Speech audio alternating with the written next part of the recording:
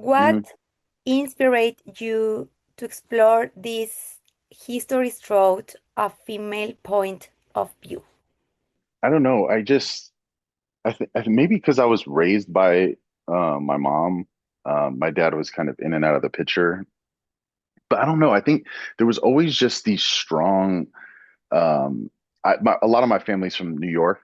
They're New York Puerto Ricans, and they're just super tough. They're just they're just really tough, and very like, don't fuck with me, like don't mess with me, like kind of that was kind of their vibe.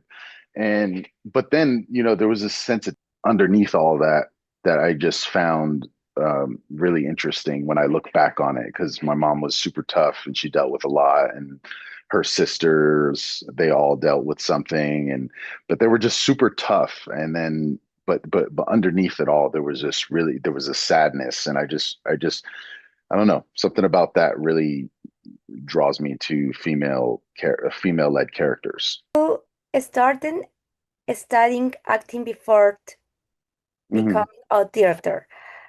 How did that experience help you as a filmmaker? I think one of my actors that I've worked with a few times, he described me as a in basketball they call some coaches a player's coach. That means they have a really close relationship with the head coach, because usually the coach has been a player, was a player before. And I feel like being an actor and standing in front of people, whether it's on stage or on a set where you're acting and you're just completely vulnerable in front of people, I know what that's like. So it's easy. It's not easy, but it's more. It gives me um, it allowed me to create a safe space for them to explore, because I think that's the most important thing for an actor is giving them a safe space to try different things if they want to, no matter how crazy they look or whatever. It's fine. Like nobody's going to judge you here, and I'm very strict with who watches. I'll ask the actor, like, do you want me to get most of the crew out of here, besides the necessary people like sound and camera? Like, do you want me to get everybody out of here for more vulnerable scenes? And I think even some of them just appreciate that request. They appreciate me asking, and then they'll just be like, no, it's okay, it's okay. But I think, because a lot of my friends who are directors, some of them are a little intimidated by talking to actors. And I think me being an actor and having stepped in those shoes, I think gives me more of a yeah, just a way in to talk to them or communicate with them better. Many horror films use monsters, but your films focus more on the human mind.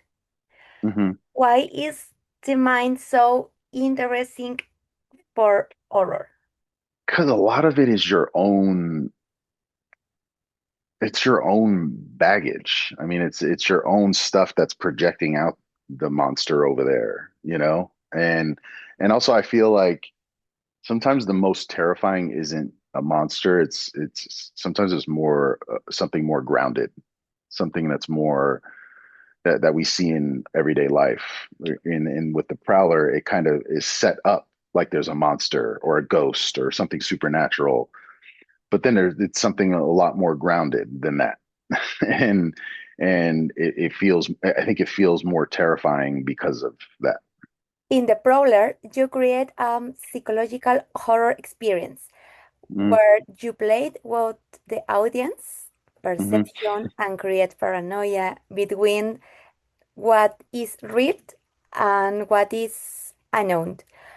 What was the biggest challenge in telling this history? I think the biggest challenge was the committing to what I set out to do, because there's a lot of silence in the movie. There's a lot of moments where there's just a guy walking around looking around corners and stuff, and it's really just committing to that, committing to what I set out to do, because some people, like in my first cut, when I first put the movie together, I was like jumping through moments that had tension. I was going through them too fast. And then I was like, that's not what I intended to do, because I was a little insecure about, or I wasn't fully trusting my instincts in letting the moments breathe, letting moments let the audience kind of settle in and be like, what's going on here? What's going on here? And I think I was happy that I was able to go back through the film and really say, you know what, whatever, this is what I intended to do. Let's just commit to it. And I think, based on some of the audience reactions, I think I hope we succeeded. What is your dream project as a filmmaker? Actually, kind of, I'm kind of working on it right now. I've always wanted to do a blockbuster horror film, like with action and horror and Okay. but with substance in it. And it's actually set on Puerto Rico during a very turbulent time there. And it's a really cool, yeah, it's a really cool concept. And I'm actually working on it, periodically, and I hope in the future I get to make it. What advice would you give to new filmmaker who want to tell their own history? I would just say do it. Um, don't ask anybody for permission, and just go. I don't care what.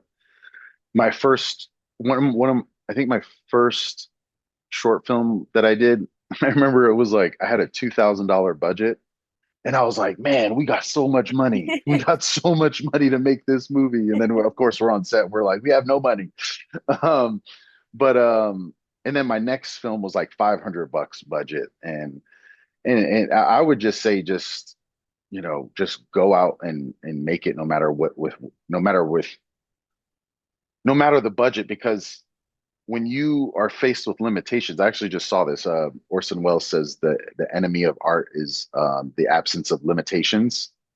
And if you have no limitations, or if you have limitations, you can create more interesting things. That's what I tried to do with the Prowler, was just restraint. It was all about restraint, not going to, because there was other scenes that led to something else, and I kept bringing it back down, and just keeping it contained.